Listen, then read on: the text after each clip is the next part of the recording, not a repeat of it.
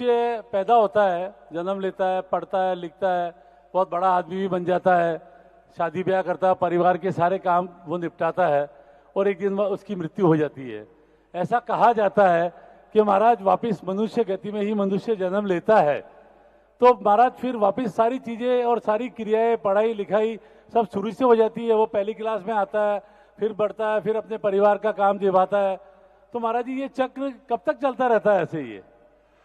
ये चक्कर नहीं चलेगा तो फिर कोई मोक्ष जाएगा ही नहीं। यही तो संसार की व्यवस्था है कि जिंदगी भर किया। ये संसार कैसा है मालूम? जैसे वो बच्चे रेत के घरगुले में खेलते हैं तो वो अपना पैर लगाकर घर बनाते हैं, पैर लगाकर, और बड़ी सावधानी से, बिना आरसीसी का होता है वो। हाँ, कोई आरसीसी नहीं, कोई क्या शटरिंग, वो पैर लगा देता है और ऊपर से रेत, और इतनी सावधानी से पैर निकालता है कि वो बिना उसके ज्यों कहते हो बन जाता है। इतनी सावधानी से बनाया, और जैसे ही खेल खत्म हो खत्म कर दिया। ऐसे ही ये जिंदगी है, कितनी सावधानी से बनाया, बड़ा किया, सब किया, और 2 मिनट में सब खत्म हो जाता है, फिर ज्यों का त्यों हो जाता है। यही तो संसार है, पानी के बुदबुदे के समान, बिजली के समान।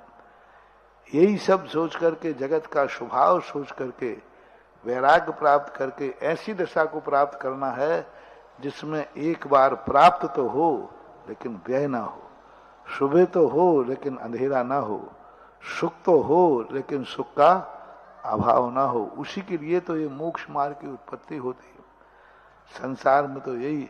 और दूसरी बात, यदि अतीत की बातें सब याद रह जाएं तो व्यवस्था बहुत बिगड़ जाएगी, संभलेगी नहीं।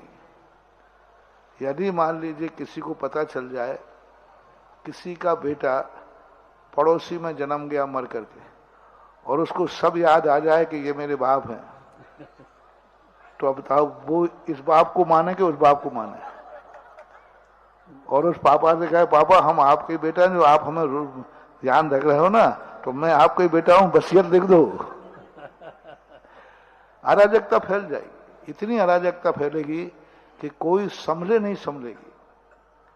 इसलिए प्रकृति ने ऐसा नियम दिलाया कि तुम्हारी जिंदगी जो थी खत्म हो गई, सब यहीं का यहीं रखो, समेटो और नई जिंदगी शुरू करो। ये व्यवस्था है। नमस्ते महाराज।